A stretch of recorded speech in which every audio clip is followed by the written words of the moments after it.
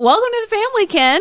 Yeah, I didn't realize today I was going to be hanging out with the whole Hyatt family in like our nice little cubicle. Lucky you. It's your lucky day. Her name is going to sound great hyphenated.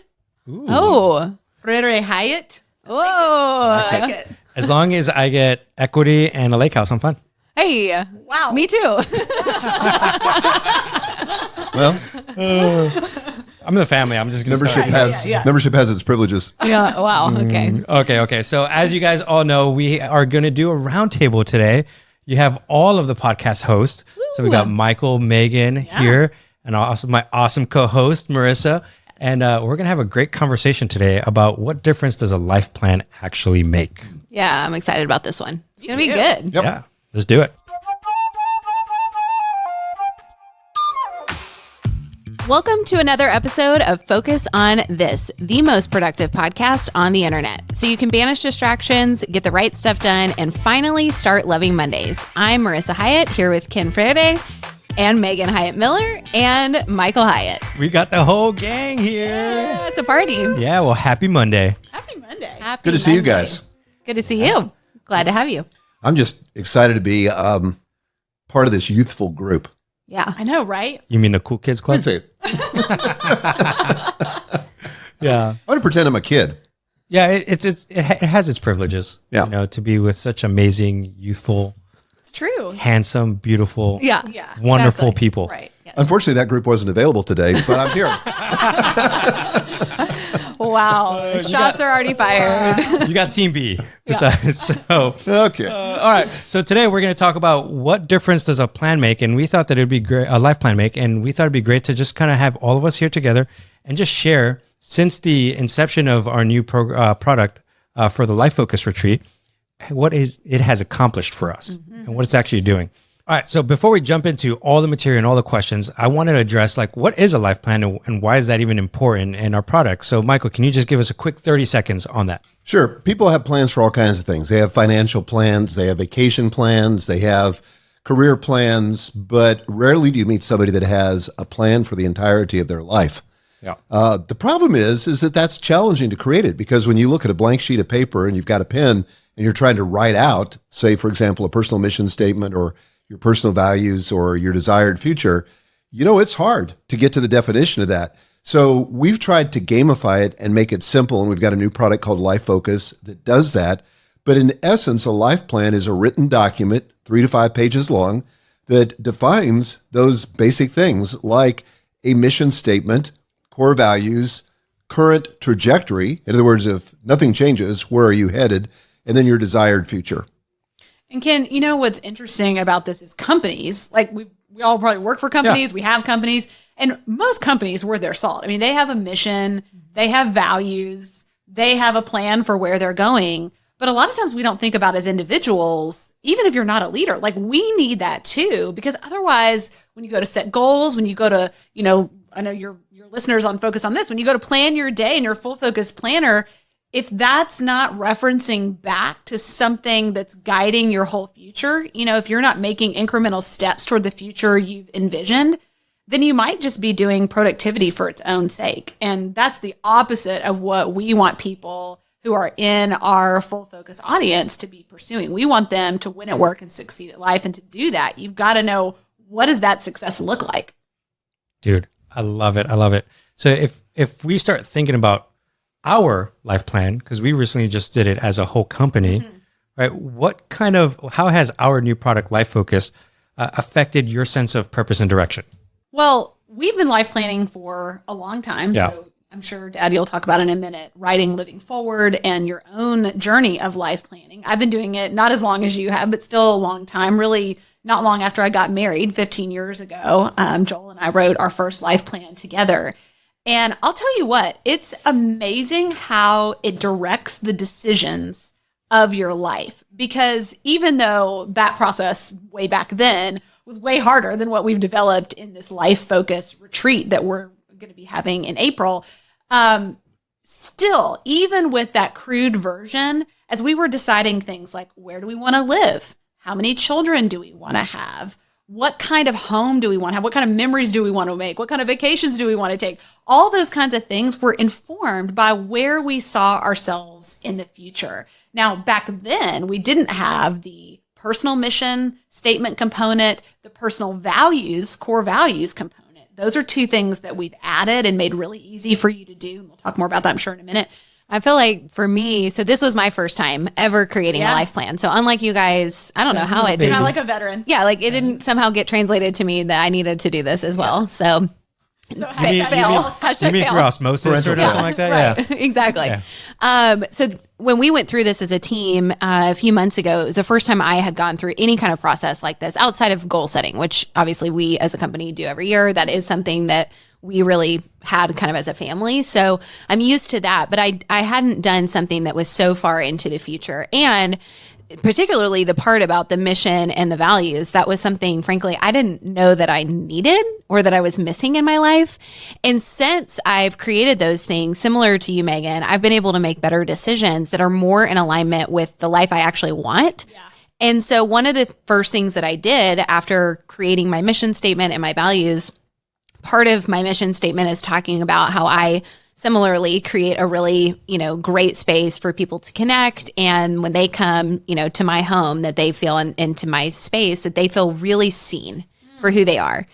And so one of the things that I did was I decided to start a book club with the women on my street. We have a really tight-knit group of women on my block, and I live up in East Nashville.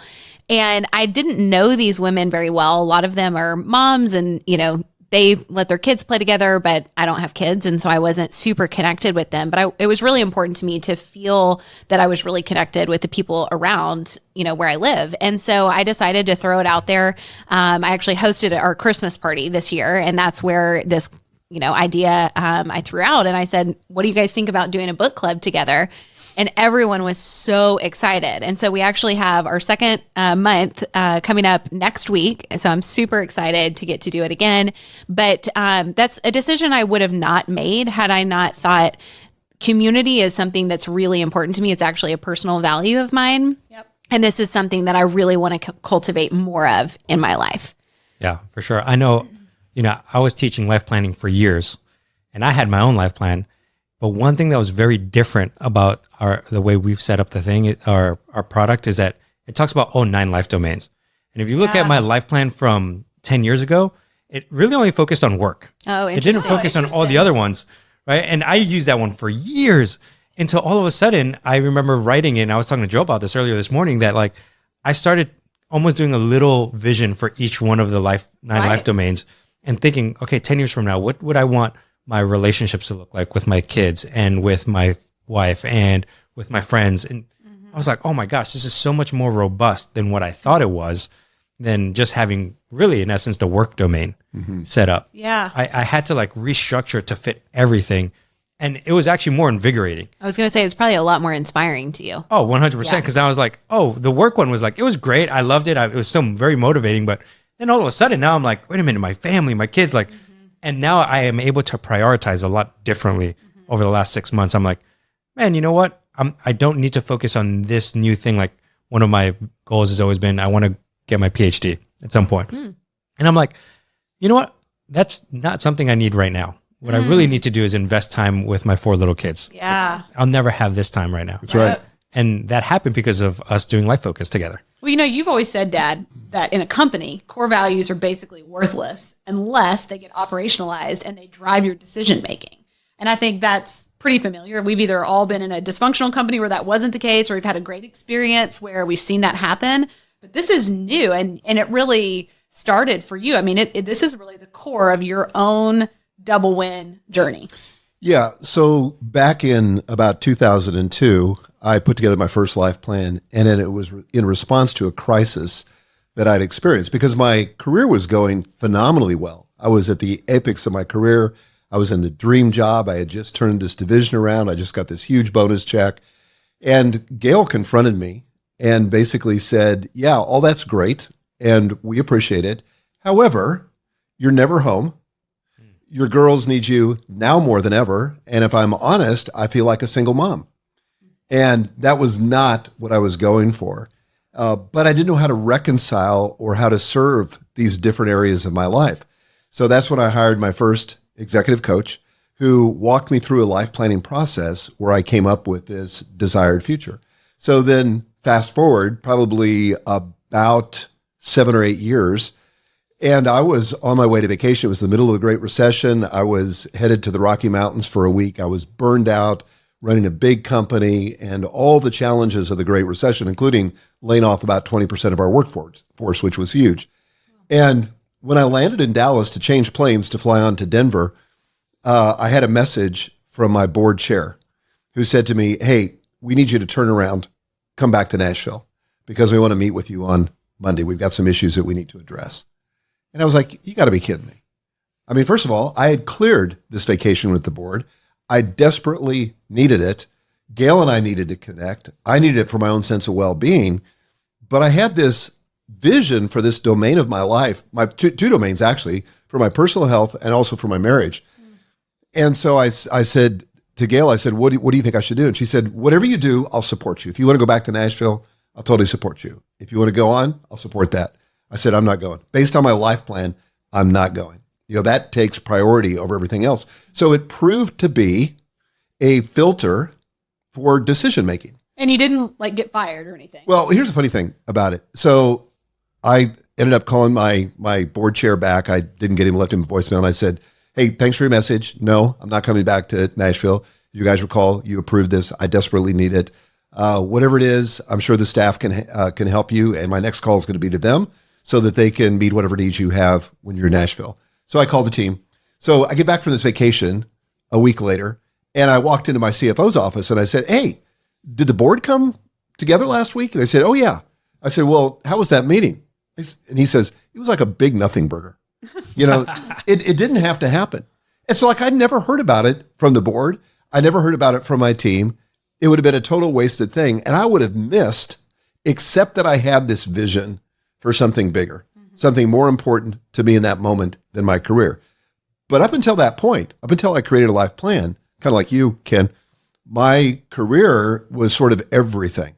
That was kind of the only domain, and everything else just existed to serve that domain. But once I got a life plan, I realized, no, these need to be integrated and in some sort of balance or tension with each other. Yeah.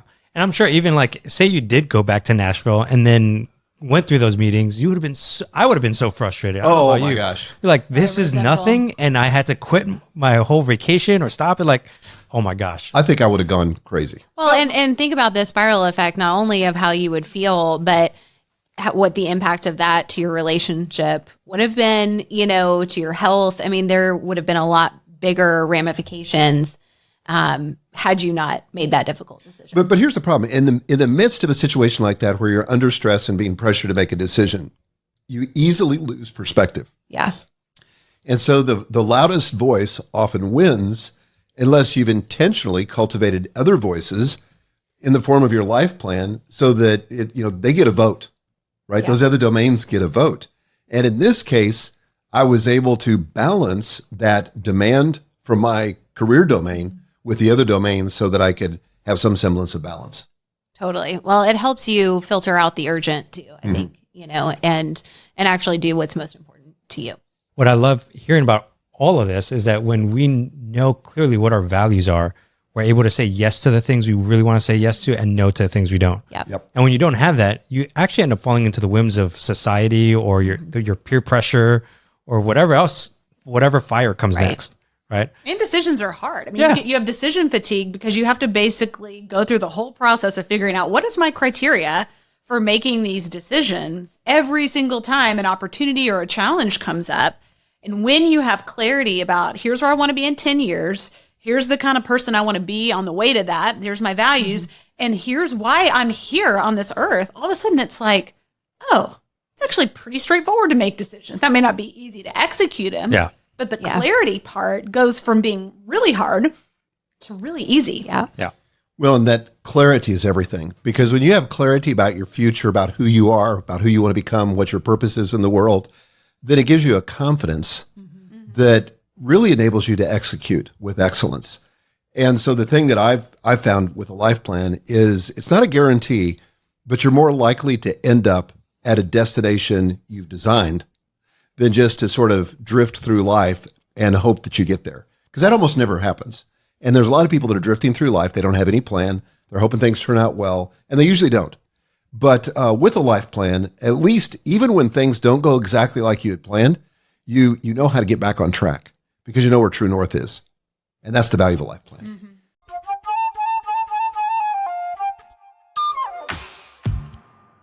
I love how you brought that up, right? Like you might get veered off course a couple of times, but then how do you now use our goal setting frameworks to get back on course? Yeah. Yeah, well, the goal setting in the context of a life plan. So I see the life plan as sort of that broader context, and then your annual goals are sort of the milestones on the way to that ultimate destination as articulated in your life plan. Otherwise, you just end up with these sort of random goals that are kind of, sufficient in themselves and probably are helpful. But with a life plan, you know that this year is going to build so that the next year builds on this last year, and the next year after that builds on the previous year, and you're incrementally moving towards that big mountain that you envisioned when you did your life plan. Well, it's like having the right ingredients for the recipe you're trying to make versus just going, well, this looks like a cool ingredient. Let me try this, which is your goals ultimately, right? It's like, oh, well, this looks fun, or that seems like something I should be doing. And so, you're picking and choosing based on that just internal inspiration versus having a clear picture of what am I actually trying to make here? And then working backwards from that. That's good. Okay, I have to bring up something. I don't know if you guys have talked about and focus on this yet, but if you haven't, I'm excited to be the one to debut it. And that is the double win formula. Yeah, we've talked about it. Okay, great. So Have we? No, I don't think we have. okay, well, we're going to talk about it. I just knew that whatever you said, I was going to say, yes, we have. Okay, great. That's the first time. So at Full Focus, we are like fired up, like eat, breathe, sleep, the double win, winning at work and succeeding at life, because we know from our own experience that usually people end up picking one or the other, right? And we're like, no, there's a way better option. You can have both. You don't have to choose. But the question becomes how, because your commitment to, I want to win at work and succeed at life is not the same thing as I got a plan to get there. And so as a company, we've been thinking about, okay, if we are going to accomplish our mission, which is to make it nearly impossible for you guys listening not to get the double win, like we don't just want to help you, we want to make it nearly impossible for you not to get the double win, then what ingredients, Marissa, back to your point, what ingredients are necessary if that is the recipe we're trying to create, right?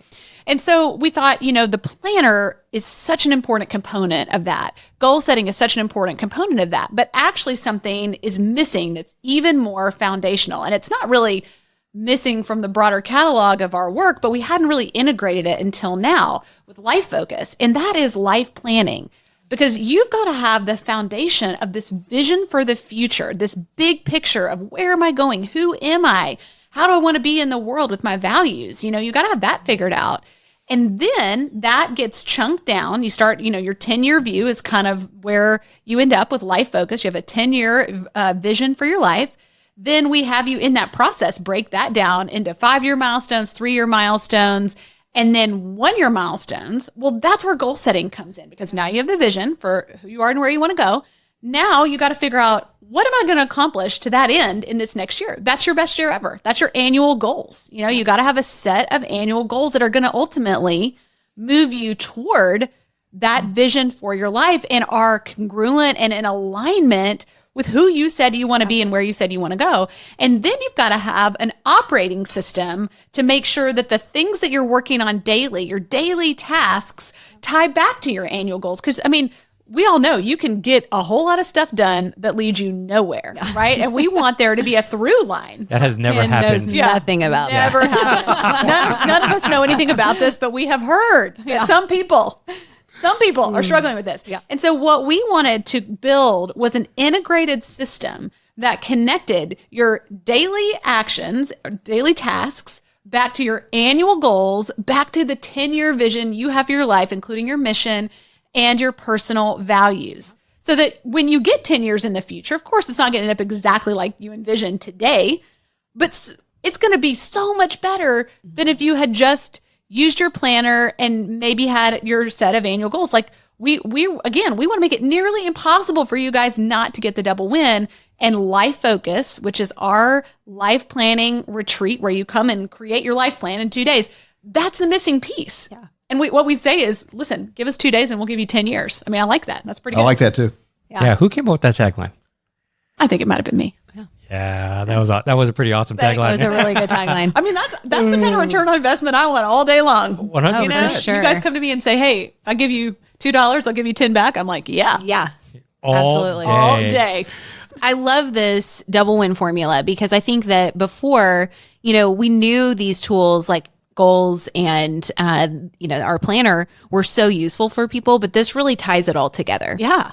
And so for me, previously I was sitting in your seat. All of those that you who are listening, I was sitting in your seat 3 months ago where I didn't have a life plan, but I was using the planner and I had great goals and I was motivated and all of that is great and well and amazing, except that I didn't really know where I was going after that. It was like, okay. And honestly, if I'm honest, even setting 1 year goals, like 12 months from now feels difficult. It's like, well, what is my life going to look like in 12 months? I don't even know, and so but having that clear vision of this is the person, this is the life that I want to be living. 10 years into the future, when I'm 43 at that point, here's what I envision for my life. I think one of the things you realize when you're going through this exercise is that you can either be passive and just hope you drift into a better, bigger future, or to acknowledge and own your own agency in making that happen. Because sometimes people will say to me, well, I don't know what's going to happen in 10 years. Well, the difference between that and causing or having an influence on what's going to happen in 10 years, night and day. Right. And I think that a life plan gives you back the agency. And again, it's not 100% because there are things that happen that you didn't plan on. Sure. That's just life. But it's like it recalibrates you. So I can imagine, as we're getting into the year now and we all have goals that we just set and we're excited and fired up, you're likely going to go off course at some point. I mean, that's just like you're probably going to have it happen several times. If it hasn't already happened, I mean, it's already happened for me, Like for me, this already happened. Shame because you can't tell it from right now, but I broke my shoulder a couple weeks ago. And so I took the sling off for this recording. But I broke my shoulder, and one of my goals for this first quarter was to really double down on my exercise program. And so now that's out the window. I can walk, but I can't do strength training right now. And so what does that mean? Well, I still have this life plan where I want to be in the best shape of my life. I want to pay attention to my health. I want to be around for my children, my grandchildren, my great-grandchildren. And so it gives me the opportunity to get back on track, even though life sort of showed up in a way that I wasn't expecting and interrupted it. And what's so cool about that is in your life plan, your 10-year vision for the future, these Stanleys are dangerous. I just about finally have somebody on my side in here. I know. We got 2 Stanleys here, dueling Stanleys. It's all over our whole camera feed. I know. Isn't it great? It's great. Yeah. Peer pressure, Ken. Peer pressure. But, when you have a life plan, that's not going to be as specific as a goal is, where you said strength train 4 times a week or whatever the specific goal is. You're going to talk about the outcome that you're after. Yes. You're healthy. You can get on the floor and play with your grandkids, like whatever that looks like, whatever the outcome of health is, which means you can be in alignment with your vision for the future and change your strategy, which is really what your annual goals are. Yes. Without guilt, without shame, because it doesn't really matter. You could get there in 100 different ways. You could become like, a competitive swimmer, like a backstroker, maybe not the stroke part with your shoulder, but, just a back floating kicker, whatever, it breaks down. With flippers. With flippers. Yeah. The point is, though, you don't have to accomplish a goal in exactly the way you set to achieve the vision that you have 10 years in the future. That's exactly right. And I think that's really freeing. Well said. Yeah. And it's expansive, and it makes room for real life, because it's just going to happen. Real life is going to happen, folks.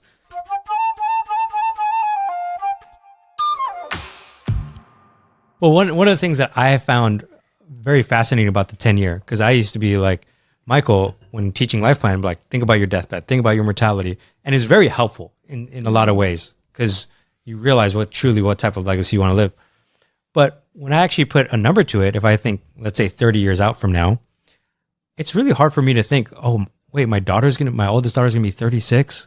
will she be married? Will she have kids? Like It's like hard to imagine. it's hard to imagine because it's not tangible. 10 years out, I'm like, oh, my daughter's going to be 16. Yeah. She's going to be a sophomore in high school.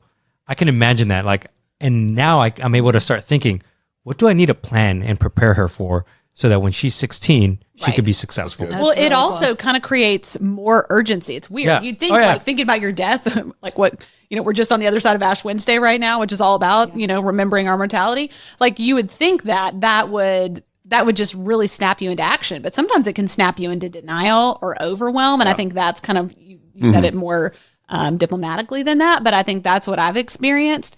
10 years in the future, I'm like, man, I know how fast 10 years goes. I mean, I remember when I had kids in diapers that are now like playing football in high school. That feels like 5 minutes ago. And that was, 12 years ago. And so it helps you realize we have got to get moving toward the future we imagine. And if you just think of your life in 10-year chunks, you can get all the way there 10 years at a time. Yeah. Well, I know we could talk about this all day long. We could. We're excited. We Can love you it. tell? We love it. I know. So maybe let's just talk about how over the last 3 months, so this will be our last question, but like over the last 3 months, how has this Life Focus product that we're going to actually have a retreat for in April 5th to the 6th, how this has surprisingly changed your life in the last 3 months? Well, and I think that envisioning a future is very difficult for a lot of people. Like, that does not come naturally to everybody. I think that at least the three of us have futuristic. It's my number one strength. My number one. Yeah. Shocker. And so for us, it is natural for us to envision what is possible and what's not realized yet. But for a lot of people, it's really difficult. And so what I love about this process, and it even did this for me, is it took the guesswork out of it. Like, I think that was what was so powerful for myself going through it, is I felt totally taken care of. Like, I just had to show up and you guys would do the rest of it. And by the end of 2 days, I would walk away with an amazingly inspiring life plan. And that's exactly what happened. And since then, it's helped me to make better decision making in my day-to-day life.